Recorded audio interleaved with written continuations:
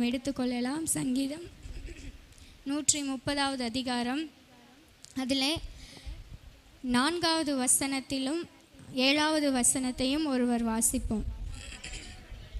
உமக்கு பயப்படும்படிக்கு உம்மிடத்தில் மன்னிப்பு உண்டு. இஸ்ரவேல் கர்த்தரை நம்பி இருப்பதாக. கர்த்தரிடத்தில் கிருபையும் அவரிடத்தில் திரளான மீட்பும் உண்டு. இப்போ இந்த 2 வசனத்தில் 3 காரியம் தேவனிடத்தில் இருக்குதுன்னு நாம் பார்க்குறோம். கர்த்தரிடத்தில் என்ன காரியம் இருக்கிறது அப்படின்னா, முதல்ல மன்னிப்பு இருக்கிறது, 2வது கிருபை இருக்கிறது, 3வது மீட்பு இருக்கிறது. ஆமென், ஹல்லேலூயா. அவரிடத்தில் என்னது இருக்குது? மன்னிப்பு. சொல்லுங்கள் பார்க்கலாம். முதல்ல என்னது இருக்குது? மன்னிக்கிறார். அடுத்து கிருபையாய் நம்மை அழைக்கிறார். அடுத்து அவரோடு கூட வாழும்படியாய் நம்மை மீட்டு எடுக்கிறார். ஆமென், ஹல்லேலூயா, ஹல்லேலூயா. சொல்லலாமா? என்னென்ன இருக்குது? மன்னிப்பு, கிருபை, மீட்பு. ஆமென். இந்த மன்னிப்பு நமக்கு எதற்காக கொடுக்கப்படுகிறது அப்படின்னா, இன்றைக்கி ஒரு சிலர் சொல்லுவாங்க, நீங்கள்லாம் என்னப்பா என்ன தப்பு செஞ்சாலும் ஞாயிற்றுக்கிழமையானா போய் மன்னிப்பு கேட்டிங்கன்னா ஆண்டவர் கொடுத்துடுவார். இப்படிப்பட்ட ஒரு பேச்சு வெளியே புறஜாதிகள் இடத்துல இருக்குது, சில கிறிஸ்தவ தலைமுறை பிள்ளைகள் இடத்துல இருக்கிறது. அதான் நம்ம என்ன பண்ணாலும் ஏசப்பாட்ட மன்னிப்பு கேட்டால் அவர் கொடுத்துருவார் அப்படின்னு சொல்லி சபைக்குள்ளேயும் இப்படி ஒரு நினைப்பு இருக்கிறது, வெளியவும் இருக்கிறது. முதலாவது காரியம், அவரிடத்தில் மன்னிப்பு இருக்கிறது. அந்த மன்னிப்பு எதற்காக இருக்கிறது அப்படின்னா, அதுக்கு மேலே வார்த்தை இப்படியாக சொல்லுகிறது, கர்த்தருக்கு பயப்படும்படிக்கு அவரிடத்தில் மன்னிப்பு இருக்கிறது. அவருக்கு பயந்து நடக்கணும், கர்த்தருக்கு பயப்படணுங்கிறதுக்காக தான் அவர் அந்த மன்னிப்பையே கொடுத்துருக்கிறார். ஒரு தடவை நம்ம ஒருத்தர்கிட்ட போய் மன்னிப்பு கேட்கலாம். ஒரு சிலர் சொல்லுவாங்க இல்லையா, எங்கள் அப்பா அடிச்சிருந்தா கூட நான் வாங்கியிருப்பேன், ஆனால் அவர் அமைதியாக போனது தான் என்னால் ஏற்றுக்க முடியல. நம்ம ஏதாவது ஒரு தப்பு செஞ்சிட்டோம் அப்படின்னா, நம்ம அப்பாவோ அம்மாவோ கூப்பிட்டு திட்டாங்கன்னா கூட நமக்கு அது பெருசாக தெரிஞ்சிக்காது. ஆனால் எதுவுமே அது சரி விடு அப்படின்னு மன்னிச்சிட்டு போகிறது நமக்கு எப்படி இருக்கும்? ரொம்ப ஒரு மாதிரி ரொம்ப உடஞ்சி போகிற மாதிரி இருக்கும் இல்லையா? நம்ம இப்போ இப்படி பண்ணிட்டோமே அப்படின்னு சொல்லி அதை நம்ம இருதயத்தை உறுத்தோம். அதே மாதிரி தான் தேவன் அவருக்கு பயந்து நடக்கணுங்கிறதுக்காக தான் அந்த மன்னிப்பை நமக்கு கொடுத்துருக்கிறார். எதுக்காக நம்மை மன்னிக்கிறார் அப்படின்னா, இனி அந்த தப்பை செய்யக்கூடாது அப்படின்னு. நம்ம என்ன பண்ணுறது, திங்கள்லேருந்து சனி வரைக்கும் நல்ல தப்புகளை செஞ்சுட்டு சனிக்கிழமை இரவு நேரத்திலிருந்து ஜபிக்க ஆரம்பிக்கிறது. ஆண்டவரே என்னை மன்னிச்சிருங்க, நாளைக்கு ஆராதிக்கும் போது உங்கள் முகத்தை பார்க்கணும், பரிசுத்தம் இல்லாமல் உங்களை பார்க்க முடியாது ஏசப்பா, என்னை பரிசுத்தப்படுத்துங்கன்னு எப்போ கேட்குறது?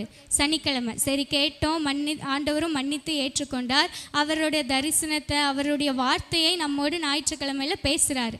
திரும்ப ஞாயிற்றுக்கிழமை சாயங்காலம் வரைக்கும் கொஞ்சம் ஜாக்கிரதையாக இருப்போம், நைட்டு வரைக்கும் கூட தாக்கு பிடிக்கும். திங்கக்கிழமை எந்திரிச்சேன்னா என்ன ஆகும்? திரும்ப பழைய சுபாவங்கள், ஜென்ம சுபாவங்கள். எந்த காரியத்தை விடணும்னு ஒப்பு கொடுத்து விட்டோமோ அதே காரியத்தை திரும்ப தொடருகிறோம். திரும்ப மறுபடியும் சனிக்கிழமை காத்திருந்து மன்னிப்பு கேட்குறோம். இன்றைக்கி அதுவுமே இல்லை, ஞாயிற்றுக்கிழமை அதிகாலையில் மன்னிப்பு கேட்டுக்கொண்டு இருக்கிறோம். அப்படி இருக்கக்கூடாது. அதற்காக தேவன் நம்மை மன்னிக்கவில்லை. எதுக்காக மன்னிக்கிறாருன்னா, ஒரு தடவை மன்னிச்சிட்டாரு, இனி திரும்ப நம்ம அந்த பாவத்தை செய்யக்கூடாது. அதெல்லாம் ஆண்டவர் விடுதலையை கொடுத்தாரோ, சுகத்தை கொடுத்தாரோ, மீண்டும் உனக்கு அதிக கேடு வராதபடிக்கு நீ அதை செய்யாதன்னு சொல்லி தான் எச்சரிப்பை கொடுக்குறாரு. இன்றைக்கி எந்த குழியிலிருந்து நம்மளை எடுத்தாரோ அந்த குழிக்குள்ளாகவே நம்ம திரும்ப சென்று கொண்டு இருக்கிறோம். அப்படி இருக்கக்கூடாது.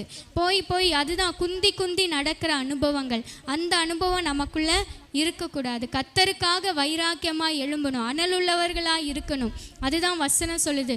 ஒன்று அனலாக இருங்க, இல்லைனா குளிராக இருங்க. ரெண்டுமே இல்லாமல் வெதுவெதுப்பாக இருந்தால் ஆண்டவர் வாந்தி பண்ணி போடுவேன்னு சொல்லி வேதம் சொல்லுகிறது. அப்போ கர்த்தர் மன்னிக்கிறவர், இரக்கம் நிறைந்தவர், எல்லாம் சரிதான்.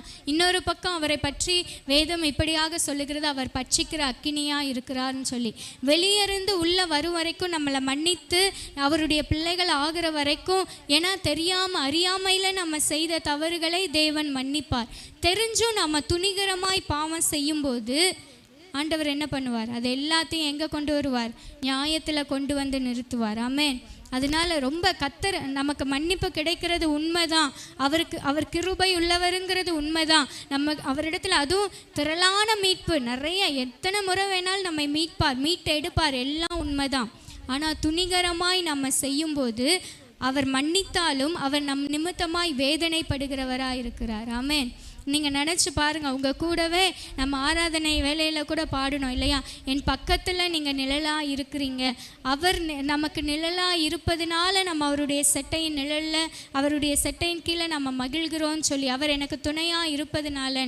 உங்கள் பக்கத்தில் இருக்கிற ஆண்டவரை, உங்கள் உள்ளத்துக்குள்ளே இருக்கிற ஆண்டவரை நீங்கள் வேதனைப்படுத்தி கொண்டிருக்கிறீங்களா இல்லை மகிழ்ச்சி ஆக்கி கொண்டிருக்கிறீங்களா? ஒவ்வொரு நிமிஷமும் பெற்றோர் நம்மை பார்க்காம இருக்கலாம், நம்முடைய பிள்ளைகள் நம்மை கவனிக்காமல் இருக்கலாம், நம்முடைய கணவர் நம்மிடத்தில் இல்லாமல் இருக்கலாம், மனைவி நம்ம கூட இல்லாமல் இருக்கலாம், நண்பர்கள் இல்லாமல் இருக்கலாம். யாருமே அறியாத நம்மை பற்றின காரியத்தை தேவன் மாத்திரமே அறிகிறவராக இருக்கிறார். ஆமே. நீங்கள் உங்களுடைய வெளியரங்கம் மாத்திரம்தான் மனுஷர்களுக்கு தெரியும், குடும்பத்துக்கு தெரியும். ஆனால் உங்களுடைய அந்தரங்கம், உள்ளான ஒரு மனிதன் இருக்கிறாங்க, உள்ளான சிந்தனைகள், அவைகள் எல்லாவற்றையும் தேவன் அறிந்து அவர் நேர்த்தியாக ஒன்றொரு காரியங்களையும் அதுவும் ஆராய்ந்து அறிகிற தேவனாக இருக்கிறார். இன்னைக்கு உங்களுக்குள்ளே இருக்கிற தேவனை நீங்கள் என்ன பண்ணி கொண்டிருக்கிறீங்க? அவர் என்னை மன்னிக்கிறவர் தான். ஆனால் ஒவ்வொரு தடவை நீங்கள் மன்னிப்பு கேட்கும்போது அவர் சந்தோஷப்படுவாரா? நம்ம என்னைக்கெல்லாம் ஆண்டவரே என்னை மன்னிங்கன்னு போகிறோமோ அந்த நேரத்தில் எல்லாம் அவரை என்ன பண்ணுறோம்? ஒரு துக்கப்படுத்தி இருக்கிறோம். அதனால தான் அவரிடத்துல என்னை மன்னிச்சிருங்க, இனி இதை செய்ய மாட்டேன். யாரை நம்ம வேதனைப்படுத்துகிறோமோ அவங்களிடத்துல தான் மன்னிப்பு கேட்குறோம். அப்போ நீங்கள் ஆண்டவரிடத்துல மன்னிப்பு கேட்க வெளியே இருக்கும்போது வேறு, அது புறஜாதிகளாக இருந்தோம், அறியாமையில் செஞ்சோம், அதெல்லாம் வேறு. ஒருவேளை கிறிஸ்தவ குடும்பத்திலே பிறந்தாலும் சரியான அந்த வேலையில் சத்தியம் தெரியல, அறியாமையில் செஞ்சோம் வேறு. இன்றைக்கி எல்லாம் வாலிப வயசில் வந்துட்டோம். இன்றைக்கெல்லாம் சின்ன பிள்ளைங்களுக்கே நல்ல தெளிவான அறிவுகள் இருக்குது. ஸ்கூல் படிக்கிற பிள்ளைங்களுக்கே சரி எது தப்பு எது எல்லாமே தெரியுது. அப்படி இருக்கும் பொழுது நம்ம ஆண்டவரிடத்துல மன்னிப்பு கேட்குறோம் அப்படின்னா நம்ம துணிகரமாய் செய்த பாவங்களினால. அதனால அவர் மன்னிக்கலாம், ஆனால் அவர் வேதனைப்படுகிறார். ஆமென். அதனால் எனக்கு மன்னிப்பு கிடைக்குது அப்படிங்கிறதுக்காக திரும்ப நம்ம என்ன பண்ணக்கூடாது? பாவம் செய்யக்கூடாது. நான் சின்ன பிள்ளையாக இருக்கப்ப எனக்கு ஒரு வாலிபர் கூட்டத்தில் சொல்லி கொடுத்த ஒரு சம்பவம் எனக்கு ஞாபகம் வருகிறது. அதாவது ஏசப்பா நம்ம கண்களினால் செய்கிற பாவத்துக்காக தான் அவர் கண்களில் அடிபட்டார். நம்முடைய சிந்தனையில் செய்கிற பாவத்துக்காக முள்முடி அவருடைய தலையில் சுமத்துனாங்க. நம்ம கைகளினால் செய்கிற பாவங்களுக்காக ஆணிகள் கைகளில் அடித்தாங்க. காலில் நம்ம தப்பான இடத்துக்கு போகிறனால தான் காலில் ஆணி அடைச்சாங்க. கெட்ட வார்த்தை பேசுகிறனால தான் அவருக்கு கசப்பான காடியை கொடுத்தாங்க. இப்படியெல்லாம் எனக்கு சொல்லி கொடுத்தாங்க. அடுத்து ஒரு வார்த்தை சொன்னாங்க, அன்னையோட முடியல, திரும்ப நீ கையில் பாவம் செய்கிற அப்படின்னா, உன்னுடைய வாயில் கெட்ட வார்த்தை வருதுன்னா நீ ஆண்டவருக்கு என்ன கொடுக்குற? கசப்பான காடியை கொடுக்குறன்னு அர்த்தம். நீ கையில் பாவத்தை செய்கிற அப்படின்னா நீ அவருடைய கையில் ஆணி அடிக்கிறன்னு அர்த்தம். ஒரு தடவை மாத்திரம் ஆண்டவர் சிலுவையில் மறிக்கல, இன்னைக்கும் நம்ம அவரை சிலுவையில் அறைந்து கொண்டிருக்கிறோம். மன்னிப்பு கிடைக்கிறது எல்லாம் உண்மைதான். ஆனால் நம்ம செய்கிற பாவங்கள், நம்ம பேசுகிற வார்த்தைகளினால கர்த்தரை நம்ம அடித்து கொண்டு இருக்கிறோம். இன்னையிலேருந்து நம்ம ஒரு முடிவு எடுக்கணும். இனி நான் ஆண்டவரை, உயிர்த்த ஆண்டவரை மீண்டுமாய் நம்ம என்ன பண்ணக்கூடாது? சிலுவையில் அறையக்கூடாது.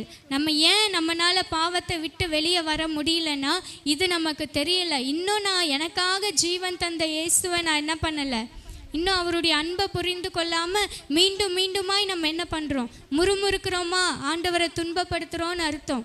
சிலுவையில் அறையிறதும் ஒரு விதமான துன்பம் தான். இந்த மாதிரி நம்ம கெட்ட வார்த்தை பேசி புறங்குறிட்டு இருக்கும்போது, தவறான காரியங்களை பேசி கொண்டிருக்கும்போது, பார்த்து கொண்டிருக்கும்போது, மற்றவர்களை கேலி கிண்டல் செய்து கொண்டிருக்கும் போதெல்லாம் ஆண்டவர் நம்ம பார்த்து மகிழ்வாரா? நம்மளை குறித்து சந்தோஷப்படுவாரா? குடும்பத்தில் சண்டை போட்டுட்ருக்குறோம். கர்த்தர் நமக்கு கொடுத்த குடும்பம், பிள்ளைகள் பெற்றோரை எதிர்த்து பேசிக்கொண்டு, பெரியவங்களை எதிர்த்து பேசிக்கிட்டு, கணவன் மனைவிக்குள்ளே சண்டை போட்டுக்கிட்டு இருக்கிறோம். அந்த இடத்துல டெய்லியும் குடும்ப ஜெபம் பண்ணுறோம். குடும்பத்தில் இயேசு இருக்கிறாருன்னு தெரியும். ஏசப்பாவை நடுவில் வச்சுட்டு நான் தான் பெரியவன், நீ தான் பெரியவன் சொல்லி சண்டை போட்டுட்டு இருந்தா அவர் மகிழ்ச்சியாக இருப்பாரா? ஆண்டவர் நம்ம இடத்துல அவர் எப்படி இருந்தார்? அவர் நம்ம இடத்துல இந்த உலகத்தில் வாழும்போது அவர் எப்படியெல்லாம் வாழ்ந்து காட்டினார். நம்ம குடும்பத்திலேருந்து அதை தொடங்கணும். முதல்ல அவர் எப்படி விட்டு கொடுத்து போனாரோ அது மாதிரி நம்மளும் விட்டு கொடுக்கணும். அவர் எப்படி பொறுமையாய் போனாரோ நம்மளும் பொறுமையாக போனோம். அவர் எப்படி சகித்து கொண்டு இருந்தாரோ அது மாதிரி அப்போதாங்க நம்ம இயேசுவை பிரதிபலிக்க முடியும். ஆனால் அப்படி பண்ணாமல் மீண்டுமா என்ன பண்ணுகிறோம்? அவரையே வேதனைப்படுத்தி கொண்டிருக்கிறோம். நம்முடைய குடும்பத்தில் இருக்கிற இயேசு நம்முடைய குடும்பத்தை பார்த்து மகிழ்கிறாரா இல்லை வேதனைப்படுகிறாரா? நமக்குள்ளே இருக்கிற ஆண்டவர் நம்மை குறித்து வேதனைப்படுகிறாரா இல்லை மகிழ்ச்சியாக இருக்கிறாரா? அவருக்கு பயப்படும்படிக்கு அவரிடத்தில் மன்னிப்பு இருக்கிறது தான்.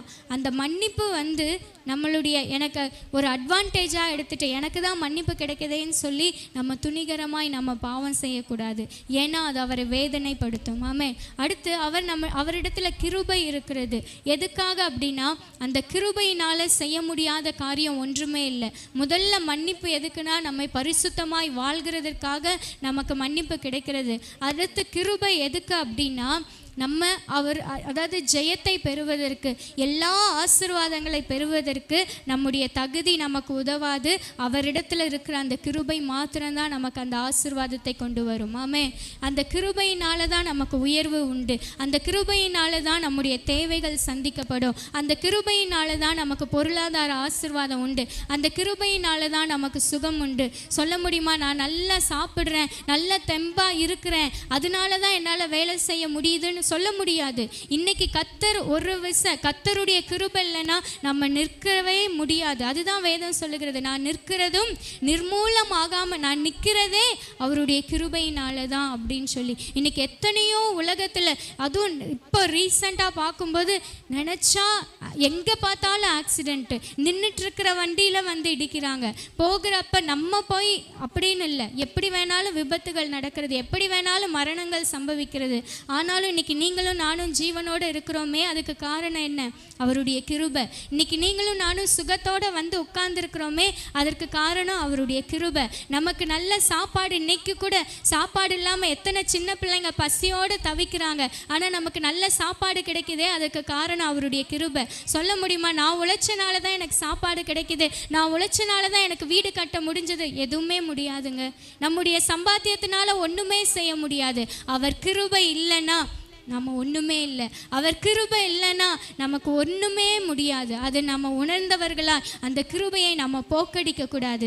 மன்னிப்பு கிடைக்குதுன்னு சொல்லி துணிகரமாக பாவம் செய்யக்கூடாது. பரிசுத்தமாய் வாழணும். அவருடைய கிருபை இருக்கேன்னு சொல்லி அந்த கிருபையை நம்ம வீணாய் போக்கடித்து கொண்டிருக்கக்கூடாது. நம்முடைய சுயத்தை நம்பி கிருபையை போக்கடிச்சிடுறோம். சுயத்தில் ஓடி கிருபையை போக்கடிச்சிடுறோம். இல்லை, கர்த்தருடைய கிருபைக்காக காத்திருக்கணும். மூன்றாவது மீட்பு எதுக்கு அப்படின்னா, மீட்கப்பட்டாதான், அந்த மீட்கப்படும் போது தான் நம்ம பரலோகத்தில் வாசம் பண்ண முடியும். இந்த உலகத்தின் காரியங்கள்ல இருந்து, ஆழங்களிலிருந்து, உலகமாகிய பாவங்கள்ல இருந்தெல்லாம் நம்ம மீட்கப்பட்டால் மாத்திரம்தான் பரலோகத்தில் நமக்கு நித்தியமான வாழ்வில் நம்ம வாழ முடியுமாமே. முதல்ல சொன்னேன், மன்னிப்பு பெறுவது எதற்காகனா நம்ம பரிசுத்தமாய் வாழ்வதற்காக, கிருபை எதற்காகனா நம்ம ஆசீர்வாதமாய் இருப்பதற்காக, மீட்பு எதற்காகனா நம்ம நித்தியமாய் அவரோடு வாழ்வதற்காக. ஆமே. உலகத்திலையும் சிக்கிக்கொண்டு உலகத்தில் இருந்து மீட்கப்படாமல் நம்ம உன்னதமானவரோடு வாழவே முடியாது. உலகத்தின் காரியங்கள்ல இருந்து, உலகத்தின் ஆசாபாசங்கள்ல இருந்து நம்ம மீட்கப்படாம ஆண்டவரோட நம்மளால வாழவே முடியாது. உலக நண்பர்களோட ஐக்கியம் இருக்கா? நல்ல அவங்களோட ஒரு பாண்டு, அவங்ககிட்ட இருந்து நம்மளால வெளியே வர முடியலையா? அதிலிருந்து நம்ம மீட்கப்படலையா? கர்த்தரோடு நம்மளால ஐக்கியமாக முடியாது. ஆமே. அதனால இந்த 3 காரியம், அவரிடத்துல இருக்கிற மன்னிப்பு, அவரிடத்துல இருக்கிற கிருபை, அவரிடத்துல இருக்கிற மீட்பு, திரளான மீட்பு, பாவத்திலிருந்து மீட்பு, சாபத்திலிருந்து மீட்பு, இன்னும் பாரம்பரியத்திலிருந்து மீட்புங்கிறப்ப உலகம், அதாவது நம்முடைய குடும்பத்தின் கலாச்சாரங்கள், நாட்டினுடைய கலாச்சாரங்கள், அந்த பாரம்பரியங்கள்ல இருந்தெல்லாம் ஆண்டவர் நம்மை மீட்டு கொண்டு வந்துட்டார். ஆனாலும் சபைக்குள்ளே உட்காந்துட்டு திரும்ப கல்யாணத்துக்கு போகலைன்னா கோச்சிக்குவாங்க, இழுக்குது உலகம் இல்லை. அந்த செய்யணும், எங்கள் குடும்ப வழக்கத்துப்படி இதுக்கு நான் செய்யணுங்க, முன்னாடி நிற்கணுங்க, இல்லைன்னா என்னை ஒதுக்கிடுவாங்க. இன்னும் இழுக்குது, உலகம் இழுக்குது, குடும்பம் இழுக்குது, கலாச்சாரம் இழுக்குது, பாரம்பரியம் இழுக்குது. அப்புறம் எங்கேருந்து நம்ம மீட்கப்பட்டவர்கள்னு நம்ம சொல்கிறது? துணிஞ்சு வர முடியுதா? குடும்பத்தை எத்தனை நல்ல காரியம் கெட்ட காரியம் இருக்கட்டும், இல்லை இன்னைக்கு நான் ஆண்டவரிடத்தில் போவேன் 1 மணி நேரம், எத்தனை வாரத்தில் ஒரு நாள் கூட இல்லை, 8 to 11 12 மணி வரைக்கும்னு வச்சா கூட 3 மணி நேரம் தான். 4 மணி நேரம் நம்மளால் கொடுக்க முடியல. நம்ம எப்படி மீட்கப்பட்டவர்கள்னு நம்ம சொல்ல முடியும்? மீட்கப்படாமல் எப்படி நம்ம கர்த்தருடைய பர்வதத்துக்கு போக முடியும், பரலோகத்துக்கு போக முடியும்? முடியாது. இங்கேயே சபைக்கு வரதுலையே நம்ம இருக்க முடியலன்னா பரலோகத்துக்கு போகிறதில்ல. இருங்க என் குடும்பத்தை விட்டுட்டு நான் வரமாட்டேன்னு சொல்லி நரகத்துக்கு போக முடியுமா? என் சொந்தக்காரவங்க வராமல் நான் வர முடியாதுன்னு சொல்லி நரகத்தில் இருக்க முடியுமா? முடியாது. நம்முடைய ஆத்துமாவுக்கு நம்ம தான் உத்தரவாதி. நம்ம மீட்கப்பட்டாதான், நம்ம மீட்கப்பட்டு உறுதியாய் நின்றாதான் நம்மை சார்ந்தவர்களை நம்மால் மீட்டு கொண்டு வர முடியும். நம்மளே மீட்கப்படாமல் ஒரு காரியத்துக்கும் அவங்களோடு இசைந்து போகும்போது நம்மிடத்தில் அவங்க வித்தியாசத்தை பார்க்க முடியாது. நம்மிடத்தில் ஒரு ஆசீர்வாதத்தை அவர்களால் பார்க்க முடியாது. நம்மிடத்தில் ஒரு மாற்றத்தை அவர்கள் கண்டாதான் அவர்களும் மீட்கப்பட முடியும். ஆமென். அதனால துணிஞ்சு நில்லுங்க. நம்ம மீட்கப்பட்டவர்களா? எதெல்லாம் வித்தியாசம் காட்ட முடியுமோ காட்டுங்க. என்ன வேணாலும் பேசிட்டு போட்டோம். உதாசீனப்படுத்துகிறாங்களா? படுத்துட்டோம். அதன் மத்தியில் நீங்கள் துணிஞ்சு நில்லுங்க. கர்த்தர் உங்கள் தலையை உயர்த்துவார். ஆமென். நம்ம கர்த்தருக்காக வைராக்கியம் பாராட்ட அவர் நமக்காக வைராக்கியம் பாராட்டுவார். நீங்கள் எந்த அளவுக்கு நான் ஆண்டவருக்காக இதை செய்கிறேன், கர்த்தருக்காக இதை நான் விடுறேன், கர்த்தர் நகையை கழட்டுறது கூட எதுக்காக? அது நமக்கு ஒரு ஆசீர்வாதம் அப்படின்னு இல்லை. நான் கர்த்தருக்காக இதை ஒரு தியாகமாக நான் கழட்டி வைக்கிறேன், கர்த்தருக்காக நான் வெள்ளை துணி உடுத்துறேன், கர்த்தருக்காக இது என்னோட அர்ப்பணிப்பாக நான் செய்கிறேன் அப்படி சொல்லி கர்த்தருக்காக நீங்கள் நில்லுங்க. பார்த்தா நகையை கழட்டின உடனே பரவாயில்லையே கழட்டிட்டியே நான் உற்சாகப்படுத்த மாட்டாங்க. பார் நீயும் போய் சேர்ந்துட்டியா, வெள்ளை உடுத்த ஆரம்பிச்சிங்கன்னா பார்த்து சந்தோஷப்பட மாட்டாங்க. எவ்வளோ கேவலமாக பேசணுமோ எல்லாம் பேசுவாங்க. ஆனால் கர்த்தருக்காக ஒரு 2 வார்த்தை நீங்கள் தாங்குங்க, அதுக்கடுத்து அவங்களையும் ஆண்டவர் அப்படி மாற்றி கொண்டு வருவார். ஆமென். நீங்கள் அப்படி அவங்களோடு இசைந்து போக உங்களால் அவர்களை ஆதாயப்படுத்தவே கர்த்தருக்கென்று ஆதாயப்படுத்த முடியாது. நீங்கள் எந்த அளவுக்கு துணிந்து நிற்கிறீங்களோ, வைராக்கியமாய் நிற்கிறீர்களோ, அப்பொழுதுதான் அவர்களும் உங்களிடமாய் கர்த்தருக்காக வருவார்கள். ஆமென். அதனால அவரிடத்தில் இருக்கிற அந்த மன்னிப்பை பெற்றுக்கொண்டு நாம் பரிசுத்தமாய் வாழுவோம். அவரிடத்தில் இருக்கிற அந்த கிருபையை பெற்றுக்கொண்டு ஆசீர்வாதத்தின் மேலே ஆசீர்வாதத்தை நம்மளால் பெற முடியும். அந்த கிருபை இருந்ததுன்னா நம்ம குடும்பத்தில் சமாதானம் இருக்குங்க. அந்த கிருபை இருந்ததுன்னா ஒருபோது நமக்கு குறைவு இருக்காது. அதான் தாவீது ராஜா, அவர் ஒரு ராஜாவாக இருந்து அவர் சொல்லுகிறார், என்னுடைய ஜீவனை பார்க்கிலும் இந்த கிருபை மேலானது. ஏன்னா அந்த கிருபையினுடைய முக்கியம் என்ன, அந்த கிருபையினுடைய மேன்மை என்ன, அந்த கிருபையினால என்னென்ன ஆசீர்வாதங்கள் கிடைக்கிறதுங்கிறதெல்லாம் யாருக்கு தெரிந்திருந்ததுன்னா ராஜாவுக்கு. ஏன்னா தாவீதோட வாழ்க்கையில் நினச்சி பாருங்க, ஒரு ஆடு மேய்ச்சிட்டு இருந்த மனுஷர் அவர் எப்படி ராஜாவாக முடிஞ்சது? அவரிடத்துல இருந்த அந்த பாடுகிற திறமையினாலையா, இல்லை ஆடு மேய்ச்சிட்டு இருந்ததுனாலையா? இல்லை, ஆண்டவருடைய கிருபை அவரை ராஜாவாய் உயர்த்தினது. எப்படி கோலியாத்தை வீழ்த்த முடிஞ்சது? ஆண்டவருடைய கிருபை அவரை கோலியாத்தை வீழ்த்த செய்தது. கர்த்தருடைய கிருபை இருந்ததுன்னா நம் மூலமான அசாதாரணமான காரியங்கள் நடக்கும். உங்களுடைய படிப்பில் ஒரு உயர்வு வேணுமா? அவருடைய கிருபை வேணும். உங்கள் வாழ்க்கையில் உயர்வு வேணுமா? அவருடைய கிருபை வேணும். உங்களுக்கு சுகம் வேணுமா? அவருக்கு கிருபை வேணும். கிருபை இருந்துட்டா போதுங்க, எல்லாமே கிடைச்சிடும். ஆனால் அந்த கிருபையை நம்ம போக்கடிக்க கூடாது. கிருபை எப்போ பெருகும் அப்படின்னா அவருக்கு காத்திருக்கும் போது, அவரை ஆராதிக்கும் போது, அவரோடு ஐக்கியப்படும் போது. கிருபைங்கிறது ஆண்டவர் நமக்கு கொடுக்குற கிஃப்ட் மாதிரி. தகுதியே இல்லைனாலும் நமக்கு கிடைக்குது பாருங்க. எனக்கெல்லாம் இது கிடைக்கிறதுக்கு வாய்ப்பே இல்லைங்க, இதுக்கெல்லாம் தகுதியே இல்லைங்க அப்படின்னு உங்களுக்கு நீங்கள் சொல்லுகிறதுக்கு சில ஆசீர்வாதங்கள் நீங்கள் வச்சிருக்கிறீங்க பாருங்க. நீங்கள் சொல்லுவாங்க, எனக்கெல்லாம் இந்த பிள்ளைங்க பிறந்திருக்கிறாங்க, இதுக்கெல்லாம் நான் தகுதியே இல்லை. எல்லாமே நமக்கு தகுதி இல்லாத ஒன்று தான். ஆண்டவருடைய கிருபையால் தான் நம்ம எல்லாவற்றையும் சுமந்து கொண்டிருக்கிறோம். அதனால அந்த கிருபைக்காக நம்ம காத்திருந்து அதை பெற்றுக்கொள்ளுவோம். அடுத்து அவரால் நம்ம மீட்கப்பட்டிருக்கிறோம். மீண்டுமாய் சிக்கிக்கொள்ளாதபடி அநேகரை மீட்பதற்காக நம்ம மீட்கப்பட்டோங்கிறதுல உறுதியாய் நிற்கணும். அந்த வைராக்கியம் நமக்கு இருக்கணும். இன்னைக்கு சபையில் நம்மளால் துணிஞ்சு நிற்க முடியல.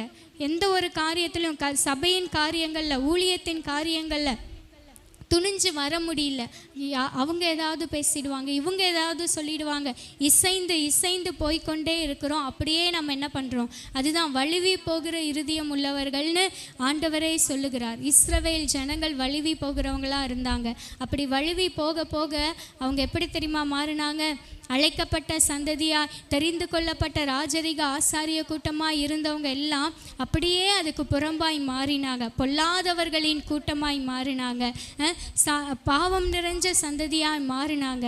நம்ம அப்படி தான் ஸ்டார்டிங்கில் கொஞ்சம்னு அட்ஜஸ்ட் பண்ணுவோம். அப்புறம் முற்றிலுமாய் தேவனை மறந்து உலகத்தோடு ஐக்கியமாகி விடுவோம். அதனால் மீட்கப்பட்ட நாம் அதில் நம்ம உறுதியாய் நிற்கணும். அப்போ தான் அநேகரை கர்த்தருக்கென்று நம்மளால் மீட்க முடியும். ஆமே. அதனால் முதல்ல என்ன காரியம் அவரிடத்தில் இருக்கிறது? மன்னிப்பு இருக்கிறது. எதற்காக?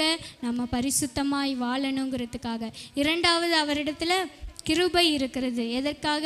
நம்ம ஆசீர்வாதமாய் சாட்சியாக வாழணுங்கிறதுக்காக. மீட்பு அவரிடத்துல இருக்கிறது. அதனால நம்ம மீட்கப்பட்டிருக்கிறோம். அநேகரை அவருக்காக நம்ம மீட்டு கொள்ளணுங்கிறதுக்காக. அதனால இந்த 3 காரியத்திலையும் நம்ம இன்னும் உறுதியாக இருப்போம். கர்த்தர் நம் மூலமாய் பெரிய காரியங்களை செய்து அநேக ஜனங்களை கர்த்தருக்கென்று ஆதாயப்படுத்த கிருபை செய்வாராக. ஆமென்.